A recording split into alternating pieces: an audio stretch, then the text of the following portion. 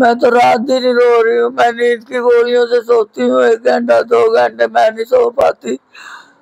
मैं तो अभी भी कहती, मेरी बहू ऊपर से एक जोर से चीख मार देती। मैंने भाग के जाना था, मैंने अपने बेटे के ऊपर लेट जाना था।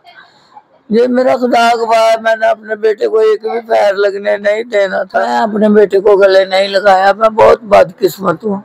खून में लथपथ पड़ा था, मैंने गले नहीं लगाया। मैं अब रोती हूँ क्योंकि मेरे पैर ही जम गए थे। जिधर की गई अपने बेटे की कब्र पे, उसकी कब्र पे तस्वीर लगाई है, स्लीप का निशान लगवाया है। ये हमारी जगह होनी चाहिए तो उसकी थोड़ी होनी चाहिए थी।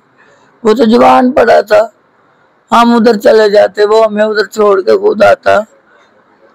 मैं कहती जैसे मेरे बेटे का जनाजा है, शानी का भी और दूसरों लड़कों का भी गली में आ जाए, फिर मुझे तसल्ली हो जाएगी। नहीं तो मुझे तसल्ली नहीं हो रही। दिया देखने नहीं दिया मेरा बेटा। मैं आगे आगे बढ़ रही हूँ, वो मुझे पीछे पीछे घसीट के ले आए। तो नाज़रीन, उनकी वालिदा जो है मार्शल की, उनसे बात करते हैं। अस्सलाम वालेकुम। वालेकुम सलाम। आपके बेटे का हमें बहुत दुख है, इसके अलावा जितने भी लोग देख रहे हैं सबको बहुत दुख है और सब जो है उसके लिए दुआएं कर रहे हैं कि अल्लाह ताला उसकी मगफिरत फरमाए।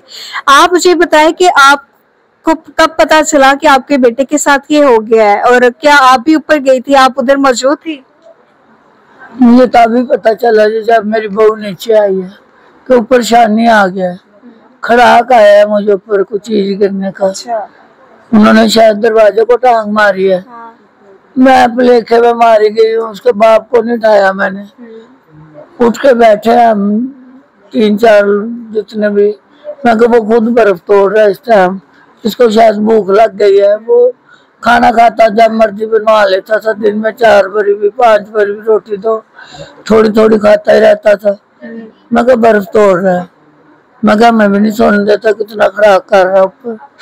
उतनी देर मुझे नीचे आ गया, मैं परेशानी आ गया। मगर गेट तो बंद है, शानी कहाँ से आ सकता है? अम्मी नहीं आ गया। क्या दुश्मनी थी आपके बेटे के साथ कि पूरा घर जो है खराब कर गया आपका? दुश्मनी कोई नहीं थी, यही उसने बोला कि हमारी छत पे नहीं आया कर, फायरिंग नहीं किया कर, करनी है तो अपनी छत पे किया कर। पर वो जिससे उसको तंग करता था, ज्यादा करता था फायरिंग। एक दिन मेरे दरवाजे में हम सोए, फायरिंग कर दी। मैं उठ के बैठ के छोड़ डाला। मैं कहा मेरी चारपाई पे गोली आ गई है, इधर ही गोली लगी है, मुझे गोली लगी है। फिर गेट खोला तो वो ही खड़ा था सामने, वो ही खड़ा था, उसने फायरिंग की हमारे दरवाजे में।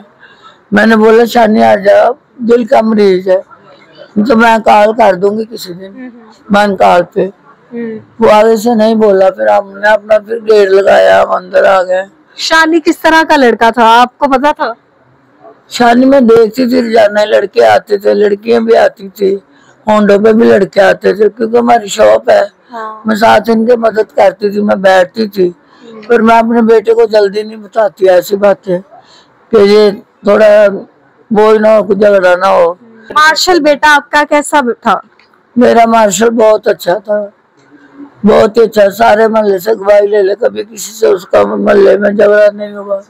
सबको सलाम ही करता था, वो भी आंखें नीचे करके। अब मेरे पास बैठी ना वो होता तो उसने बैठा था, उसने उठ के बाहर चले जाना था। ये बच्चा ऐसे नहीं देखना था आपको कि ये बैठी हुई है मैं भी बैठूं, नहीं ऐसे कभी किसी को नजर नहीं डाल के देखा उसने। आपने अपने बेटे को जब देखा कि उसकी 16 फायर लग गए हैं तो पुलिस वगैरह को कॉल की, क्या आपकी कंडीशन थी? सब मेरे भतीजे आ गए थे, मेरे भाई भी आ गए थे, उन्होंने बहुत काले किए पर मैं अपने बेटे को गले नहीं लगाया। मैं बहुत बदकिस्मत हूँ। खून में लथपथ पड़ा था, मैंने गले नहीं लगाया। मैं अब रोती हूँ क्योंकि मेरे पैर ही जम गए थे जिधर के जिधर। वो हिलता ही नहीं था कि मैं इसके पास चली जाऊँ। वो चारपाई पे नीचे ऊपर मैंने देखा तो तब मैं भाग आई हूँ। अपनी बेटी को भगाया जाए, उधर से मामू को लेके आए, इसको नीचे उतारे, अब हॉस्पिटल लेके चले।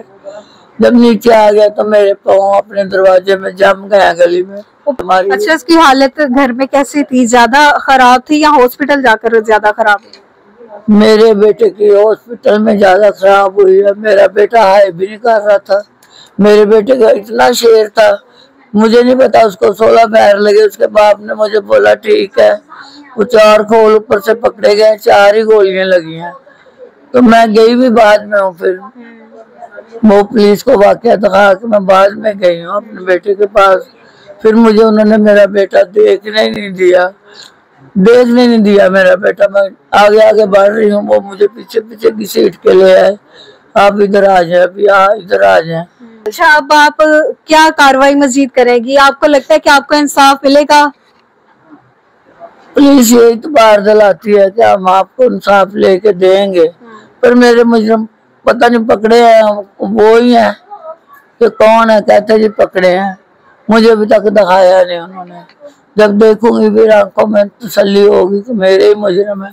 मैं कहती जैसे मेरे बेटे का जनाजा है, शानी का भी और दूसरों लड़कों का भी गली में आ जाए, फिर मुझे तसल्ली हो जाएगी।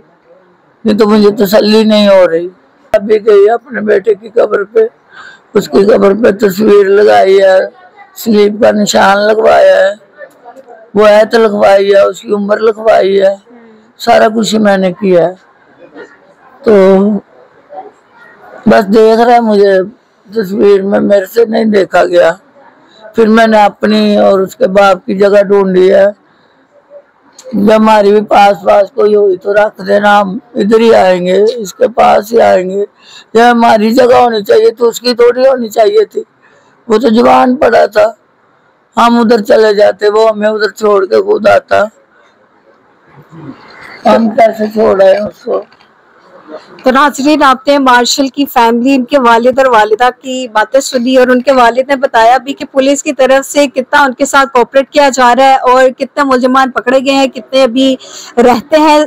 जो मरकजी मुल्ज़िमान है अभी इन्हें नहीं पता कि वो पकड़े गए हैं कि नहीं पकड़े गए। और इनका पुलिस से और हुकूमत से यही मुतालबा है कि जिस तरह इनके बेटे को जो है मारा गया, इनके बेटे को तड़पा कर इसी तरह ये चाहते हैं कि जो शानी है और शानी के साथ जो 5 सहूलियतकार थे उनके साथ भी उसी तरह जो है किया जाए। इसी के साथ मुझे इजाजत है। अल्लाह के बाद।